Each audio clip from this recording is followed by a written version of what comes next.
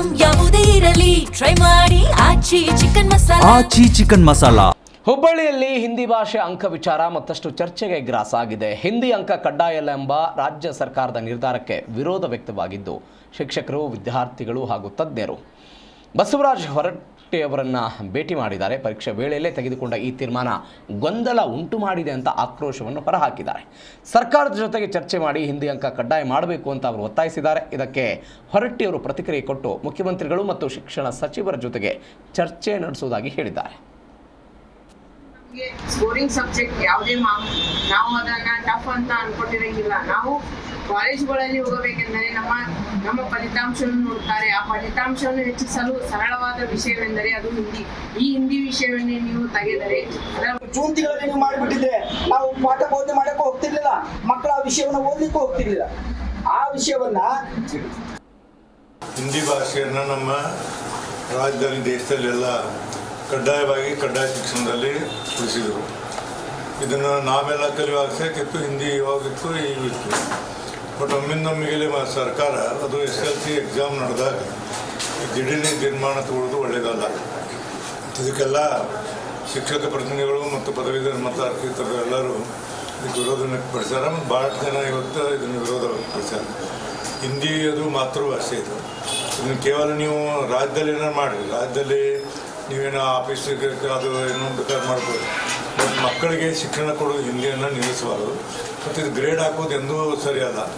ಈಗ physical education ಅಂತ grade ಹಾಕ್ತಾರೆ, ಅದು ಥರ ಇದಕ್ಕೂ ಗ್ರೇಡ್ ಹಾಕಕ್ಕೆ ಬರೋದಿಲ್ಲ. ಇನ್ನು ಇದೇ ವಿಚಾರಕ್ಕೆ ಸಂಬಂಧಪಟ್ಟಂತೆ ಮಾಜಿ ಸಂಸದ DK ಸುರೇಶ್ ಕೂಡ ಪ್ರತಿಕ್ರಿಯೆ ಕೊಟ್ಟಿದ್ದಾರೆ. ಬೆಂಗಳೂರಲ್ಲಿ ರಾಜ್ಯದಲ್ಲಿ ದ್ವಿಭಾಷಾ ನೀತಿಗೆ ಬಿಜೆಪಿ ವಿರೋಧ ಮಾಡ್ತಾ ಇರುವ ವಿಚಾರಕ್ಕೆ ಸಂಬಂಧಪಟ್ಟಂತೆ ಮಾತನಾಡಿದರು. ಬಿಜೆಪಿ ನಾಯಕರಿಗೆ ವಿರೋಧ ಮಾಡೋದೇ ಅವರ ಗುರಿಯಾಗಿದೆ. ನಾವು ಹಿಂದಿ ಭಾಷೆಯ ಪರವಾಗಿದ್ದೀವಿ ಅಂತ ಕೇಂದ್ರಕ್ಕೆ ತೋರಿಸಬೇಕು, ಆ ಕಾರಣಕ್ಕಾಗಿ ಅವರು ವಿರೋಧ ಮಾಡ್ತಿದ್ದಾರೆ. ಆದರೆ ದೇಶದಲ್ಲಿ ನಮ್ಮ ಮಾತೃಭಾಷೆ ಮುಖ್ಯ ಅಂತ DK ಸುರೇಶ್ ಮಾತನಾಡಿದ್ದಾರೆ. ಬಿಜೆಪಿ ನಾಯಕರಿಗೆ ಸರ್ಕಾರ ಏನೇ ತೀರ್ಮಾನ ತಗೊಂಡು ವಿರೋಧ ಮಾಡಬೇಕು ಅನ್ನೋದು ಒಂದೇ ಅವರ ಗುರಿ. ಅವರ ಕೇಂದ್ರ ನಾಯಕರನ್ನ ಮೆಚ್ಚಿಸಬೇಕು ಅಂತ ಅಂದ್ರೆ ಅವರು ಹಿಂದಿ ಪರವಾಗಿರ್ಬೇಕು. ಕೇಂದ್ರದ ನಾಯಕರನ್ನ ಒಪ್ಪಿಸ್ಲಿಕ್ಕೆ, ಅವರ ಮನವೊಲಿಸ್ಕೊಳ್ಳಿಕ್ಕೆ ನಾವು ಹಿಂದಿ ಪರ ಹೋರಾಟ ಮಾಡ್ತಾ ಇದ್ದೀವಿ ಅಂತಕ್ಕಂಥದ್ದು ತೋರಿಸ್ಕೋಬೇಕು. ಸೊ ಬಹುಶಃ ಅವರು ಯಾರು ಕೇಂದ್ರದ ನಾಯಕರಿಗೆ ಮನವರಿಕೆ ಮಾಡಿಕೊಡ್ಬೇಕಾಗಿರ್ತಕ್ಕಂಥದ್ದು ಕನ್ನಡವನ್ನು ಕೂಡ ಎಲ್ಲ ರಾಜ್ಯಗಳಲ್ಲೂ ಅಳವಡಿಸ್ಕೊಳ್ಳಿಕ್ಕೆ ನೀವು ಒತ್ತಾಯ ಮಾಡಿದ್ರೆ ಆಗ ಅದು ಸರಿ ಅನಿಸುತ್ತೆ. ಬಿಜೆಪಿ ನಾಯಕರಿಗೆ ಸರ್ಕಾರ ಏನೇ ತೀರ್ಮಾನ ತಗೊಂಡು ವಿರೋಧ ಮಾಡಬೇಕು ಅನ್ನೋದು ಒಂದೇ ಅವರ ಗುರಿ. ಅವರ ಕೇಂದ್ರ ನಾಯಕರನ್ನ ಮೆಚ್ಚಿಸಬೇಕು ಅಂತ ಅಂದ್ರೆ ಅವರು ಹಿಂದಿ ಪರವಾಗಿರ್ಬೇಕು. ಕೇಂದ್ರದ ನಾಯಕರನ್ನ ಒಪ್ಪಿಸ್ಲಿಕ್ಕೆ, ಅವರ ಮನವೊಲಿಸ್ಕೊಳ್ಳಿಕ್ಕೆ ನಾವು ಹಿಂದಿ ಪರ ಹೋರಾಟ ಮಾಡ್ತಾ ಇದ್ದೀವಿ ಅಂತಕ್ಕಂಥದ್ದು ತೋರಿಸ್ಕೋಬೇಕು. ಸೊ ಬಹುಶಃ ಅವರು ಯಾರು ಕೇಂದ್ರದ ನಾಯಕರಿಗೆ ಮನವರಿಕೆ ಮಾಡಿಕೊಡ್ಬೇಕಾಗಿರ್ತಕ್ಕಂಥದ್ದು ಕನ್ನಡವನ್ನು ಕೂಡ ಎಲ್ಲ ರಾಜ್ಯಗಳಲ್ಲೂ ಅಳವಡಿಸ್ಕೊಳ್ಳಿಕ್ಕೆ ನೀವು ಒತ್ತಾಯ ಮಾಡಿದ್ರೆ ಆಗ ಅದು ಸರಿ ಅನಿಸುತ್ತೆ. ಬಿಜೆಪಿ ನಾಯಕರಿಗೆ ಸರ್ಕಾರ ಏನೇ ಇತ್ತೀಚೆಗೆ ರಾಜ್ಯ ಸರ್ಕಾರ ಮತ್ತು ಮಂತ್ರಿಗಳು ಈ ವಿಚಾರಕ್ಕೆ ಸಂಬಂಧಪಟ್ಟಂತೆ ಹೇಳಿಕೆಯನ್ನು ಕೊಟ್ಟಿದ್ದರು. ಅಂದರೆ ತಮಿಳುನಾಡಲ್ಲಿ ಹೇಗೆ ದ್ವಿಭಾಷಾ ನೀತಿ ಇದೆ, ಹಾಗೆ ಕರ್ನಾಟಕದಲ್ಲೂ ಕೂಡ ದ್ವಿಭಾಷಾ ನೀತಿ ಅಂತ ಅದನ್ನು ಜಾರಿ ಮಾಡಬೇಕು ಅನ್ನುವಂಥ ಪ್ರಯತ್ನಗಳು ಅನೇಕ ದಿನಗಳಿಂದಲೂ ಕೂಡ ಆಗ್ತಾ ಇದೆ. ತಜ್ಞರು ಮತ್ತು ಶೈಕ್ಷಣಿಕ ಪರಿಣಿತರಿಂದ ಇಂಥದ್ದೊಂದು ಬೇಡಿಕೆ ಬಂದಿದೆ. ಹೀಗಾಗಿ ಹಿಂದಿಗೆ ಗ್ರೇಡ್ ಕೊಡ್ತೀವಿ ಅಂಕಗಳ ಬದಲಾಗಿ ಎನ್ನುವಂತಹ ಹೇಳಿಕೆ ಬಂದಿತ್ತು. ಮತ್ತೊಂದು ಕಡೆ ಹಿಂದಿ ಹೇರಿಕೆಯನ್ನು ವಿರೋಧಿಸಿ ಪ್ರತಿಭಟನೆ ಆಗಿದೆ. ಬೆಂಗಳೂರಿನ ಫ್ರೀಡಂ ಪಾರ್ಕ್ನಲ್ಲಿ ಆಗಿರುವಂತಹ ಪ್ರತಿಭಟನೆ ಇದು ದೃಶ್ಯದಲ್ಲಿ ನೀವು ಗಮನಿಸ್ತಾ ಇದ್ದೀರಿ. ಅನೇಕ ಕನ್ನಡ ಪರ ಸಂಘಟನೆಯ ನಾಯಕರುಗಳು, ಮುಖಂಡಗಳು, ರೈತ ಸಂಘಟನೆಯ ಮುಖಂಡಗಳೆಲ್ಲ ಸೇರಿ ಇದೀಗ ಪ್ರತಿಭಟನೆ ಮಾಡಿದ್ದಾರೆ. ಹಿಂದಿ ವೇದಿಕೆ ವಿರೋಧಿ ಈ ಕರ್ನಾಟಕ ಅಂತ ಇದೀಗ ಅವರು ಪ್ರತಿಭಟನೆ ಮಾಡಿರೋದು ದೃಶ್ಯದಲ್ಲಿ ನೀವು ಗಮನಿಸ್ತಾ ಇದ್ದೀರಿ. SSLC ಅಂಕಪಟ್ಟಿಯಿಂದ ಈ ಹಿಂದಿಯನ್ನು ತೆರವುಗೊಳಿಸಿದ್ದಕ್ಕಾಗಿ ಒಂದು ಬಿಜೆಪಿಯ ಪ್ರತಿಭಟನೆ, ಮತ್ತೊಂದು ಕಡೆ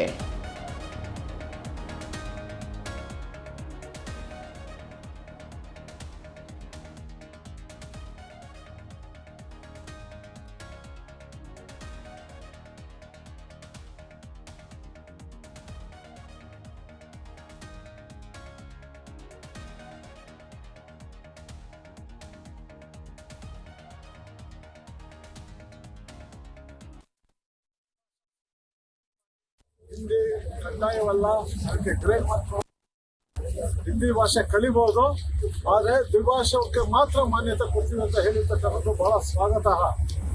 ನಮಗೆ ಹಿಂದಿ ಕನ್ನಡಿಗರಿಗೆ ಅನ್ನದ ಭಾಷೆ ಅಲ್ಲ. ನಮಗೆ ಕನ್ನಡ ಈ ನಾಡಿನ ಅನ್ನದ ಭಾಷೆ, ಹಾಗೆ ಇಂಗ್ಲಿಷ್ ಜಗತ್ತಿನ ಅನ್ನದ ಭಾಷೆ.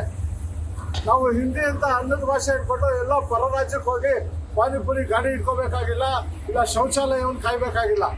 ಈ ನಾಡು ಎಲ್ಲರಿಗೂ ಅನ್ನ ಕೊಡುವಂಥದ್ದು. ಅದರಿಂದ ಈ ನಾಡಿನ ಅಸ್ಮಿತೆ ಆಡಳಿತ ಭಾಷೆ ಕನ್ನಡ ಆಗಿರೋದ್ರಿಂದ, ಕನ್ನಡ ಆಡಳಿತ ಭಾಷೆ ಆಗಿರೋದ್ರಿಂದ, ಕನ್ನಡದಲ್ಲಿ ಭವಿಷ್ಯ ಇರೋದ್ರಿಂದ ಸರ್ಕಾರ ತಗೊಂಡಂಥ ಈ ನಿರ್ಧಾರವನ್ನು ನಾವು ಬಹಳ ಹೃದಯಪೂರ್ವಕವಾಗಿ ಸ್ವಾಗತಿಸ್ತೀವಿ.